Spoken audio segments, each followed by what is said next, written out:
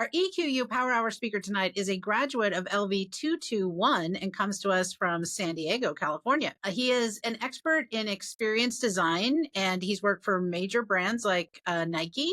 He is a lifelong serial entrepreneur and has founded numerous companies, including the Seaker Group, where he and his team advise individuals and corporations on growth strategy, brand development, experience design, data analytics, something called decision sciences, which we can't wait to learn all about, and of course, business development. And he's also a new dad, which has inspired him to take what he does for businesses and create a similar vision and strategy, which he calls a manifesto for individuals and families. And that's what he's going to be sharing with us tonight. And of course, in the Q&A later, you're welcome to ask him all of your business questions.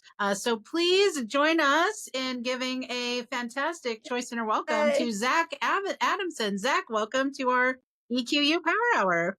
That was a fire intro, Corinne. Got to give it to you. That was Thank great. you. Super excited to be here to share what has been definitely a career-long journey that is now leading into ongoing personal growth and development, which is super exciting. And it's something that, Corinne, when I first started working with you, it was one of the first or second calls we had. You were one of the first people to hear my family theme and manifesto. And I appreciate you because your enthusiasm around it definitely helped me to get it out of its little box in the corner and start living life by it. So I do want to send some thanks your way as well. To start things off, the question that I just want everyone to ask themselves is, did you know that you can design your life on purpose? Because as a guy who has worked in experience design to help businesses design their businesses on purpose, even I was blind to that concept for a while. And I think it's a really powerful shift to say, life isn't just happening to me. I can create it. And I think that general mindset shift is a really important thing if you want to feel as if you have control of your life. And so that, I think, is at the end of the day what writing a theme and a manifesto puts you on the path towards. The big why of why is this important? What am I going to get out of this? It's all about taking control of your life, making it what you want it to be instead of just living passively day by day. So as I said, and as Corinne introduced, I've been doing experience design for pretty much all 15 years of my professional career. It is actually a family business. And so it has even maybe spanned prior to my professional career. And so I have been around the world of intentionally designing businesses and experiences my entire life. And I've been very fortunate out of college. I was able to go work with some thought leaders in the space. Joe Pine, who wrote the book, The Experience Economy, has been a mentor of mine for my entire career. I'm texting with him. I'm helping him on his new book, where he's a great friend and mentor and colleague of mine. Former Disney Imagineers, Universal execs, all of these types of people that, are really pushing forward, understanding how to create intentional experiences in the business marketplace.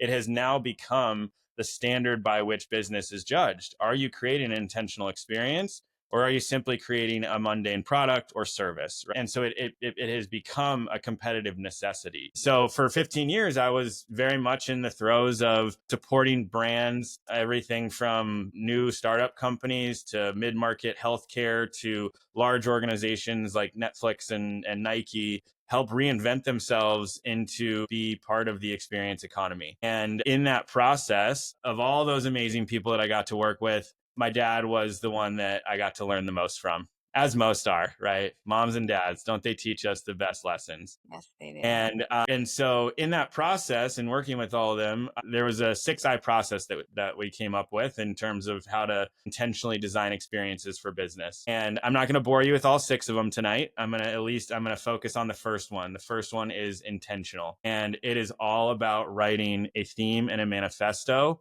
in order to, in your business, essentially create an orchestrating element that all decision-making is created around. And when you have that orchestrating element, all of the things that surround it become true, they become interwoven, and they feed on each other and they support each other. And so that's a really powerful thing to be able to create. And it's a really important thing to get right, obviously. And so I have written dozens of themes for clients. I have helped them implement themes in meaningful ways throughout every nook and cranny of their business. And even with all of that, I think it was when I had a son that it dawned on me, what is the most important experience that you should design? Your whole life probably is a pretty important one. And so if you were to start to think about how to intentionally design the most important experience called your life, where would you start?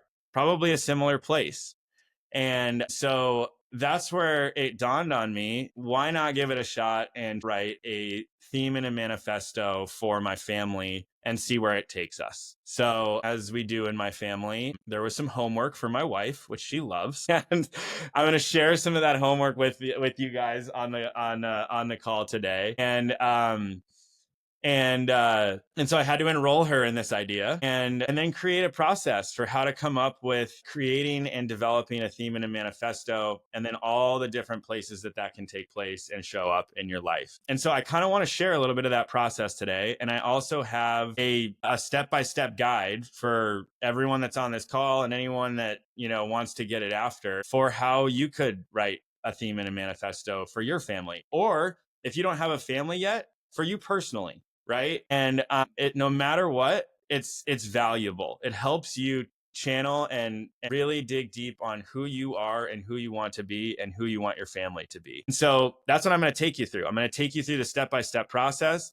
And then I'm going to share the theme and the manifesto that I came up with so that you got a good example to kind of ground this in. I'm going to share what has transpired in my life since creating it. And then I'm going to open it up to questions. So without further ado, are you seeing my screen? Okay. So I'm going to put this link in the chat. I want this to be shared far and wide. It's free. I think it's important for people to be able to give this a shot. Step one, as you see, I've got some resources here. So I've got personal idea sheets. These are going to be what any of the contributing members that you want to be contributors to the idea of creating your theme and manifesto. If you want to create a theme and manifesto with your buddies, fine, cool. I love it. That's a cool new opportunity to be able to do something like that. The application that I see is most valuable is either to yourself personally or within your family. And so there's a handful of questions I ask about the history of your family, any heritage that you want to carry forward. What are the emotions and impressions that you want to show up in your life every single day, so that when you say that was fill in the blank, or that made me feel in the blank, if you could have that every day, what would that be? Come up with some themes. I'm going to share mine, which is We Choose Good. There's some other example themes here that are from businesses that you probably know. And they are, how do you capture the essence of what it is that you want the business or your life to be in 5 to 7 words? This can be the hardest part, but it's also the most important. But you'll have an opportunity to ideate on some of these things. How would you harmonize with positive cues throughout your everyday life and everyday habits to remind you of this theme and this manifesto? What are the negative cues that you would want to eliminate from your life that don't make your theme and manifesto true? Because that is just as important as the things that do make it true. How can you mix in artifacts, symbols, things like that are consistent reminders? And how can we engage all 5 senses, sights, flavors, sounds, feelings, all of those types of things to continue to create that environment for ourselves? And so you get to fill out the personal idea sheets, and anyone else that you want to contribute. If you have grandmas, grandpas, cousins, brothers, sisters, I encourage you to invite them to do this with you. I've got an example of my We Choose Good theme and manifesto. This will be used later in the process. And then I've also got a writing guide in terms of how to write a theme and a manifesto. I'm not going to go through all of these on the call. Those are helpful resources, but they will come into play here in the next couple steps. So first, fill out the personal idea sheet with you and anyone else you want to contribute. Second, start to come up with themes that you started in that first step, and start to write a manifesto. I know that is like okay, cool. I wish I just knew how to do that. If you have a skilled writer in your family, tag them in. When they use this writing guide, they will likely be able to do and create something really impactful. If you want to call me and hire me, hit me up. I'm happy to help. But I think the best option for everyone is we got the robots now that are so helpful. And so I have created prompts that I've tested in ChatGPT that will utilize these resources that I've outlined above and will help get you started. AI, it gets us 70% of the way, right? It helps get the creative juices flowing. And so use it like that. Use it like that in this activity. So I've got prompts that you can literally copy and paste from this, which is basically I've got personal idea sheets from my family. I've got an example theme and manifesto. And I've also got a theme and manifesto writing guide. Upload all of those things to ChatGPT and prompt it to say, here's some themes that I'm thinking of. Can you help me think of 15 or 20 more? And before I jump to this next one, be patient with yourself in this process. I have been writing themes and manifestos for a long time, and it took me about 3 months to write mine. It's a lot harder when it's personal, is what I've found. And that's okay. Don't judge it. Don't judge how long it takes. Be patient in the process. You're designing the rest of your life. So if you need a couple weeks or a couple months, take the time. It's worth it. Once you find a theme, you'll know it's the right thing. It'll hit all the fibers in your being and you'll just understand and you'll say, oh, that is exactly what I want. That is exactly who I am, what I want, and what my family was saying when they wrote all this information in these personal idea sheets. Once you've got a theme, I've got another prompt that is used to help to write the manifesto portion. Again, it'll probably get you 50 to 70% of the way.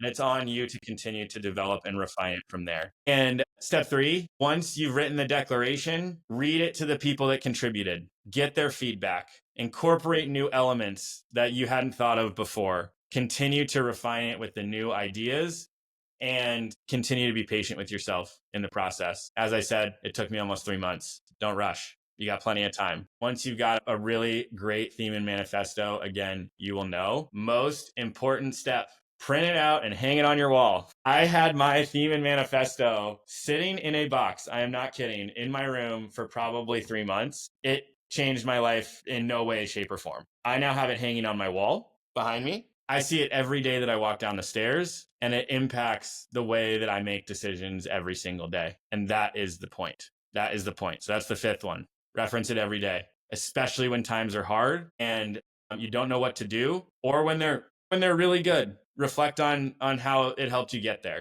It is a great reminder for you to reference when you have a difficult decision in front of you. And that's exactly what it's meant to do, is help drive decisions in very small ways and in the biggest ways. And so that's 5 steps, and I think you can get there.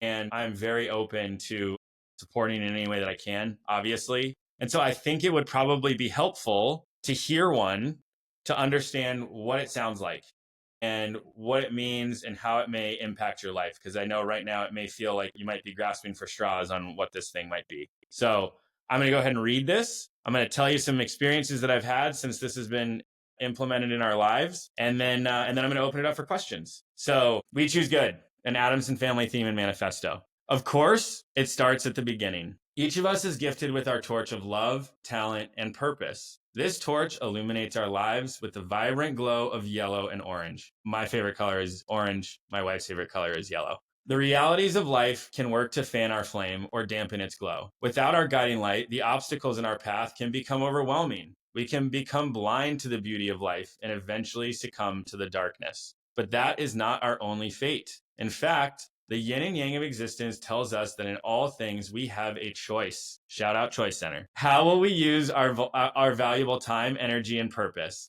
Will our contribution tip the scales in the direction of universal light or dark, of good or evil? The choice is wholeheartedly that of the individual, and it is decided every day. We have identified 5 impactful areas that we believe are the key battlegrounds where the daily choice is made and the cosmic struggle of light and dark take place. Those 5 impactful areas include the places we spend our valuable time, the people we surround ourselves with, the products we choose to consume, the purpose we pursue, and most importantly, our perception of ourselves. In the Adamson family, we are at our best when we are aligned with our purpose. We choose to be the light. We choose good. The places we spend our valuable time. It starts with the spaces where we exist every day. In our home and place of work, we invite in ample light, radiant colors, and inspiring art to fill our rooms and our lives. This reminds us of the light and beauty we must carry with us. We make our spaces comfortable, cozy, and warm, akin to the comforting glow of a candle. This reminds us that when we are at our best, we are the warmth that comforts the cold and welcomes the weary. We know that the community we choose to live in can ignite our flame or squander it completely. As a result, we choose to live in and to visit places that support our soulful journey of good. Our spaces are constant reminders of our place in this world, and so the places we choose must remind us consistently that we choose good. The people we surround ourselves with. They say the 5 people you spend the most time with determines your fate, and we could not agree more. As do-gooders, we look for people in the yin and the yang, but for very different reasons. We seek out those that also carry the light with them. When two flames combine, they shine brighter than either one on its own. We look for these people to share insight, inspiration, and love. On the other hand, we use our light to find those whose shine has all but gone out. We do everything in our power to help reignite the flame inside of them and help them rediscover the good within themselves. The products we choose to consume. What we consume eventually consumes us. When we take this mantra to heart, we are forced to take a look at our everyday decisions. Mindless consumption like flawed food, excessive indulgence, malicious media, or insidious ideologies can lead us astray. We reject unconscious consumption rooted in escapism, ego, or excessiveness. We understand our consumption has an impact on us today and the world tomorrow. As Adamsons, we evangelize conscious consumption, always trying to be mindful of what we allow into our physical and mental space. When we choose what we consume with intention, our stomachs, cups, minds, relationships, life, and the world around us overflow with good. The purpose we pursue. As Adamsons, it is our life's purpose to build meaningful platforms of purpose that will bring about the alchemy necessary to transform the darkness into life-giving light long after we are gone. This alchemy is not easy, and we may struggle along the way, but we will not give up on good. Until our very last breath, we will strive to create lasting levers of luminescence. This can be through business, religion, education, healing, and perhaps most essentially in our next of kin. No matter what, once we leave this physical plane, our radiance will live on, and our perception of ourselves. None of the rest of this is possible if we do not win the battle within ourselves every day. Undoubtedly, we will face challenges, hardship, and murky moments. It is our reaction to these moments that will define us. Will we let the clouds consume us? Will we succumb to the dusk? Or will we use our hardships to transform the dark days within ourselves into illumination for our future? They say the only thing we control in this world is our reaction to what happens to us, and we couldn't agree more. When our perspective is painted with gratitude and love for our simple existence, our fears evaporate, and all that is left is our limitless potential. We leverage that lesson to lead our life's direction towards good. As Adamsons, we choose good. We choose it as often as we can, in every way we can, while we still can. And by choosing good, we live a life that is full of light, full of love, full of purpose and meaning. When that fateful day comes, when our time on this plane of existence is up, we will know true peace, because we will know that we fought the good fight.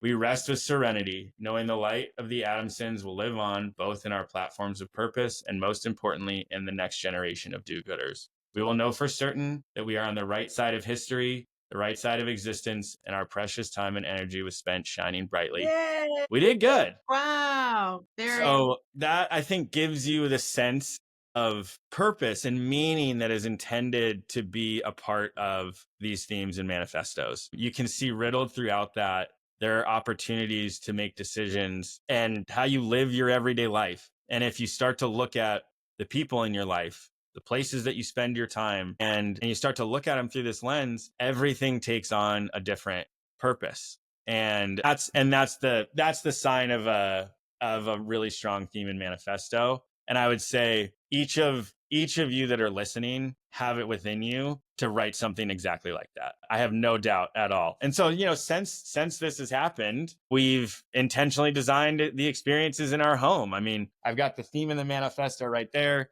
We do good wall up our staircase where we hang notes. And I say, like, Meg chose good when she decided to help me out with row that day or whatever. We've got a garden that we started in our backyard to have fresh produce for our family. There's a whole bunch of things that have happened in terms of how we've transformed our physical space, symbology, and all these things around our physical space to remind us of our theme and manifesto. We have started to just look at the people in our life that give us good energy. and have started to really prioritize those people and identified those that maybe don't, and be okay with either supporting them in a journey towards being the best version of themselves, but most importantly, making sure that we're focusing on the people that are always showing up for us. And the personal and family manifesto has grown into a business. And so we now have an entire experience design package for mixed use, retail, and multifamily landlords for them to license a We Choose Good experience. We have a couple of licensees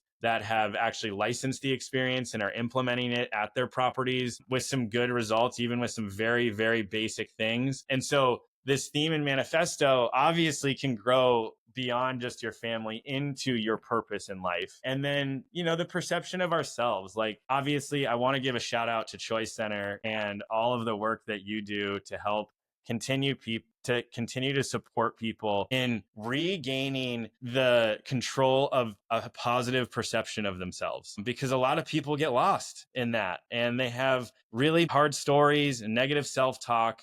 And I know that there's just so much good work that you ladies do on a daily basis to change people's perception, which allows all of the other things to be possible. So I think to wrap it up, this is absolutely something that exists within each and every one of you that are on here and listening. And I'm so excited to support you in whatever version of this you want to create. It's worth it. Every single ounce of energy that you put into it is worth it, and it will allow you to get control of your life back. So, worthwhile effort. Thank you so much for the time, and I'm happy to open it up and answer any questions anyone's got on it. Yeah, you're getting lots of comments in the chat about how much people love it and they think it's beautiful. And your buddy Wilder just wants to copy paste for his family. Just make it easy.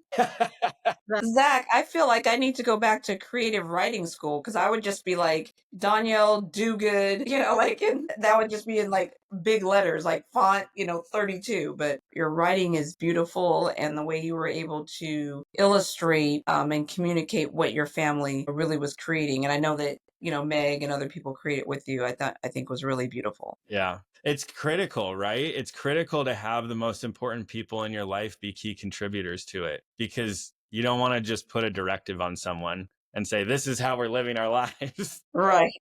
That ain't gonna work. And so, when I read specifically lines like, we want to be similar to a warm, comforting candle. That is like the energy of my wife, right? And that really is the space that she creates for people, is a space of judgment-free zone where you feel warm, comforted, loved. And so there's so much of obviously her peppered throughout there. And someday I'll have Ro fill out a personal idea sheet and we'll make some updates. This would have been helpful when we were coaching your wife. I would have said, Megan, remember, you're a warm, comforting candle. That's right. That's right. That's right. Exactly.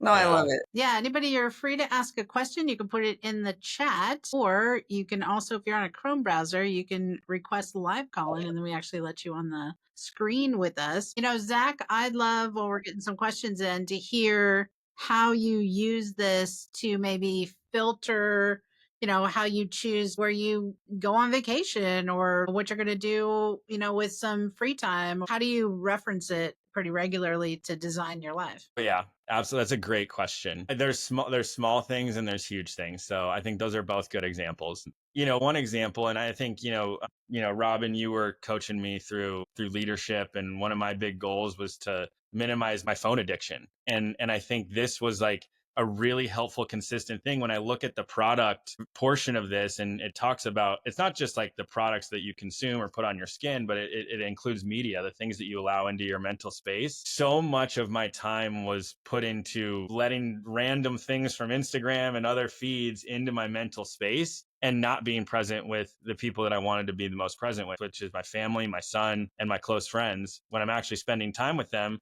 I was like zoning out on Instagram with things that have nothing to do with me. And so that consistent reminder when you walk down the stairs every day is really, really helpful. It starts to be more powerful than those draws, which is really important. And I cannot express how much of a difference it makes when it is in your line of sight and it is a consistent reminder for you.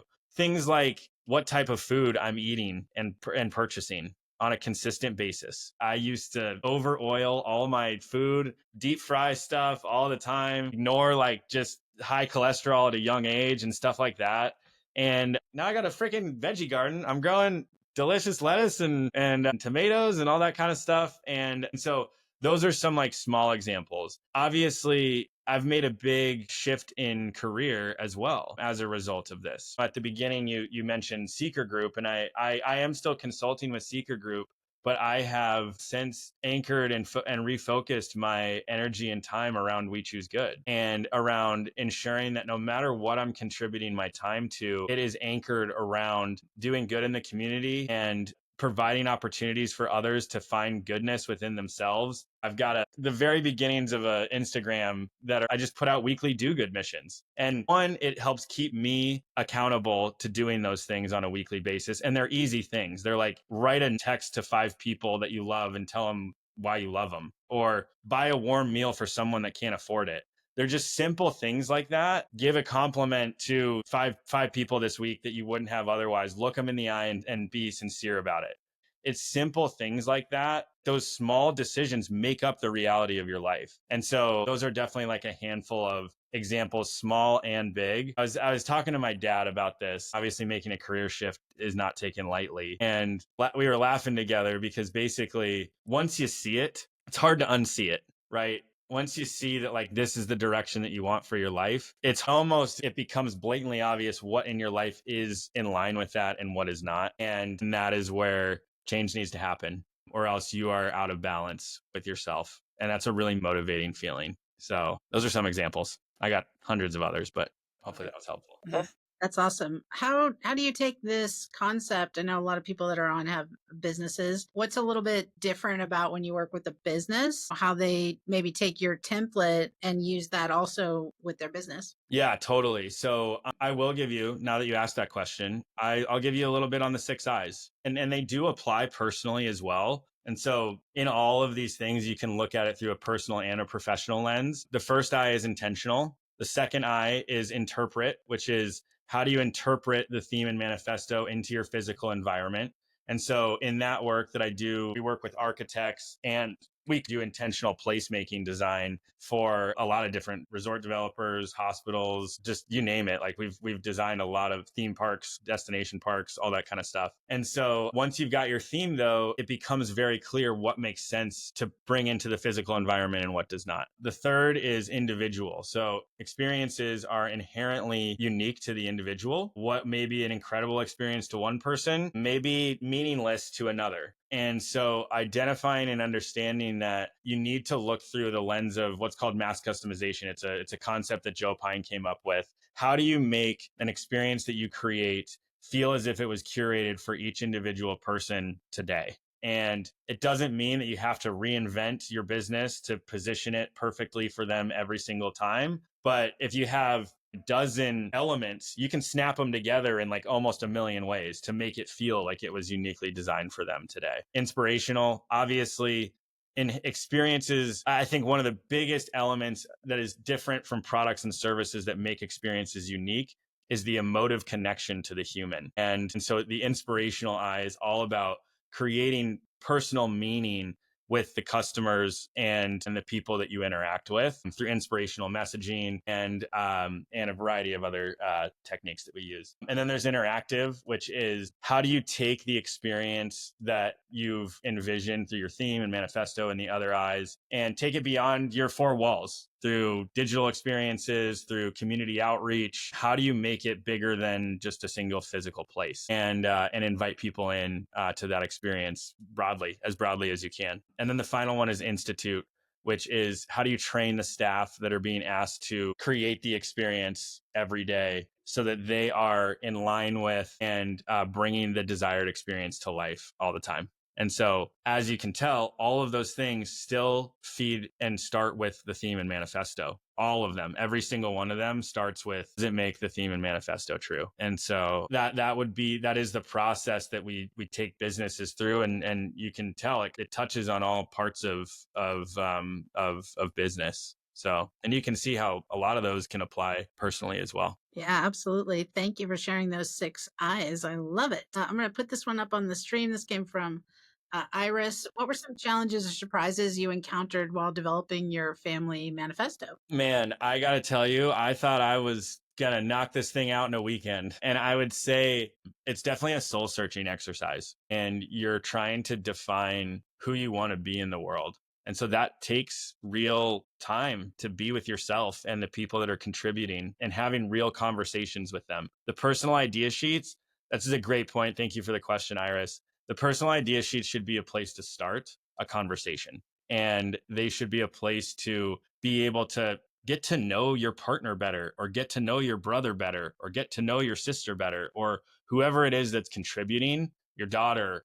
your son, your grandma, your grandpa, whatever. It should be a really awesome opportunity to be able to get to know them in a more meaningful, deep way, and then see how your guys' general sort of search for life overlaps, because it does. And I think you'll realize in your family, there's so much to connect on that we kind of miss. I didn't think it was going to take that long. I thought I was going to be able to knock it out in a weekend. That is not true. It is a journey of searching of the soul. And surprise was the depth that was created between my wife and I in our relationship, and getting to know one another more, and identifying the places where you say things in your vows and when you're getting married, and those are very meaningful, and you know that there are reasons that you love each other so much, but you just don't talk about them all the time. And so this is a great opportunity to reconnect on those things in a really deep and meaningful way.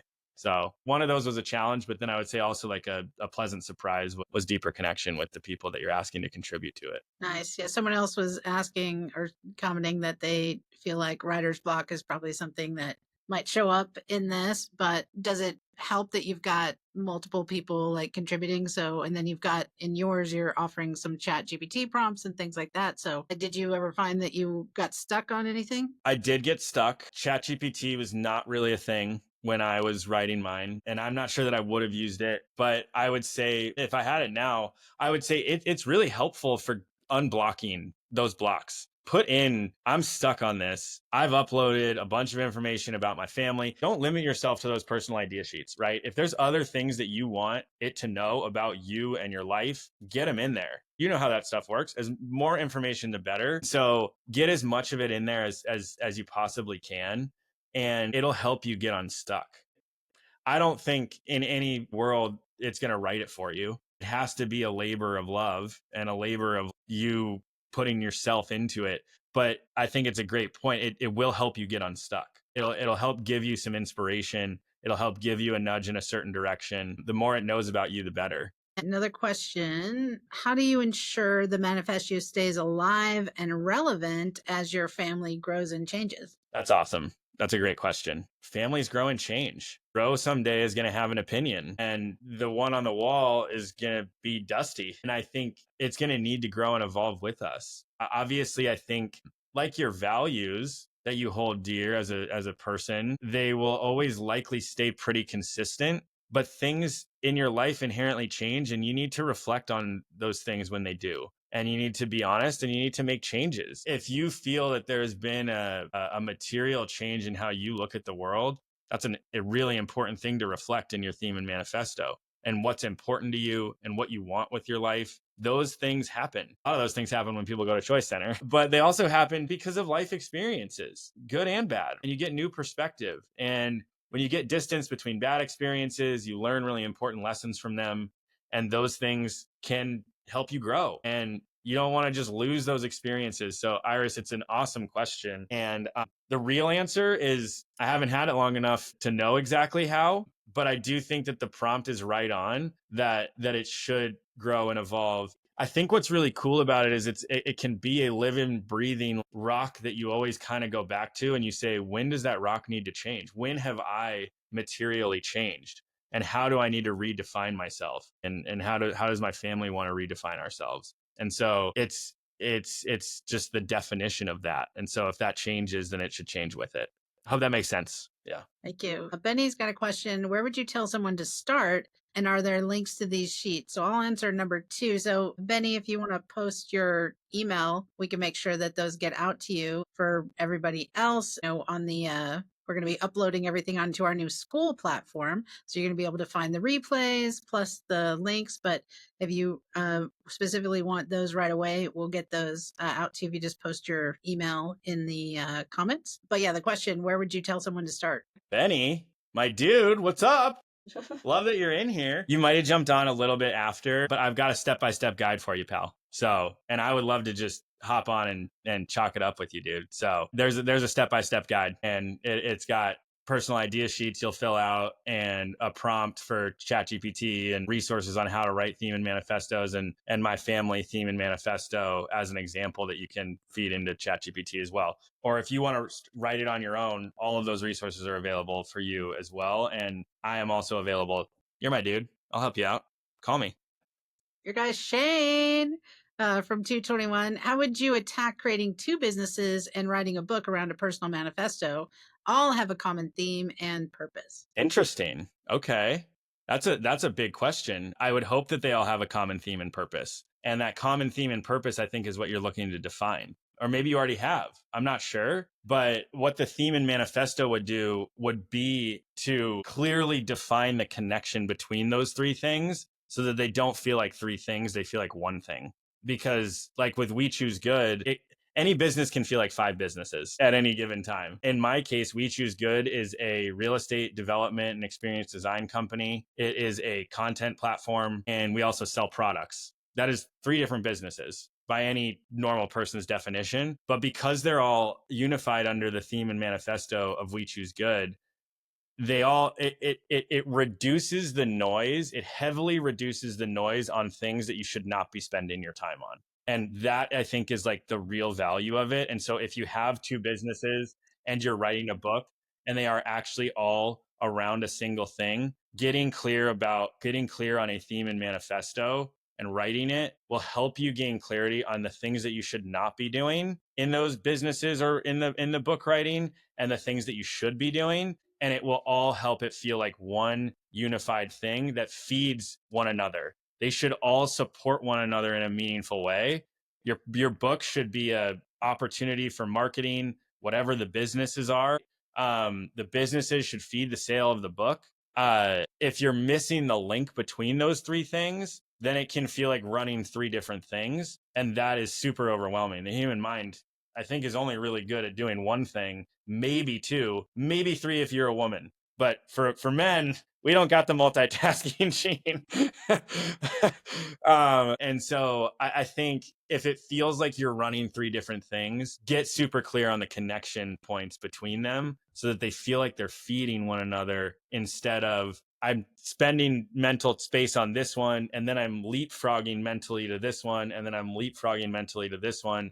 And I've got a bunch of noise in all of them around what I'm doing versus what is like aligned with the direction of what I want it to be. And so happy to elaborate on that more. But, I do think trying to just find the inherent connection between the three things so they don't feel like three things.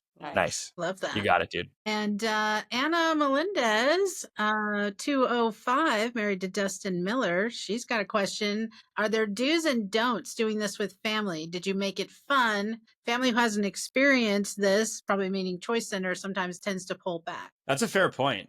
I will say that I did this before ChoiceCenter. I don't know if that helps. Anytime you can make something fun, I'm assuming you're probably referring to kids. It really depends on the age and a variety of other factors. But I think of the places where your family feels they are family the most. Everyone's got it. Maybe it's the park near your house. Maybe it's freaking going to Disneyland. Maybe it's just whatever. I feel like most groups of people or family have a very fond place that they spend time where like the energy just kind of flows. That would probably be a really great place to try to do something like this. You want to be able to have that open space. And that's why I outline how important places are for the energy that you have in your life and in your family. So start by going to that place. Start by identifying the products that your kids or family love. Involve those things in the experience. Make sure that what you're setting up when you're asking them for a task, because it can be viewed as a task. And I think ways to get them out of that is to do some intentional design around it.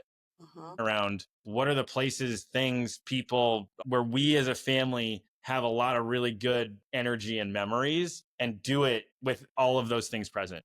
Right. And I think that will help the energy really feel more natural and flow more. Sometimes you're just like in your house, you're just in your habit flow and everyone's caught up in their everyday stuff versus getting them out of that everyday and into the place that's special for you guys. And so I think a place to start is just a little bit of intentional thought around what those places and people and things are that help your family get into that state of joy and flow together. I think that would be very helpful. Well, Zach, I like when you said, well, again, back to Megan with the warm candle, having the candle there. But one of the things that was coming up for me as I was thinking about creating this is I love being in my backyard with the pool and the waterfall. So it's like, that would be my place to connect something. You know what I mean?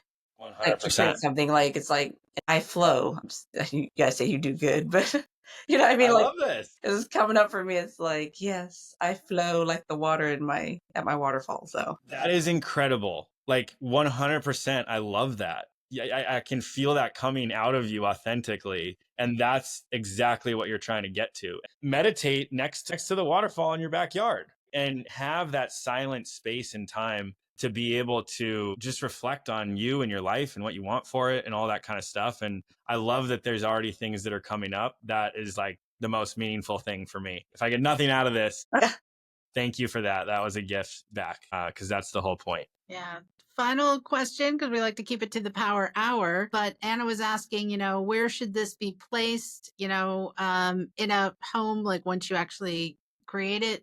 One thing that I have found to be really helpful is like I've created symbols for each of the 5 Ps in our manifesto because there's 5 Ps, but we have symbols for each one. So like perception is like an eye, place is like a house with a heart in it, products is like growing leaves. There's a symbol for each one. And so if you don't want to, just short of creating wallpaper out of your theme and manifesto and putting it all over the walls, I create and identify some meaningful symbols that can come out of your theme and manifesto. Donnell would have some flowing water, obviously, right? And place those around your house because they have now taken on meaning to you. And so they become cognitive reminders and they can be beautiful. They can be art that now has meaning for you and is a consistent reminder in your space. Put it in your car, put it in your bag that you travel with. Like, put it in all the things where you may feel like you might lose touch with some of it.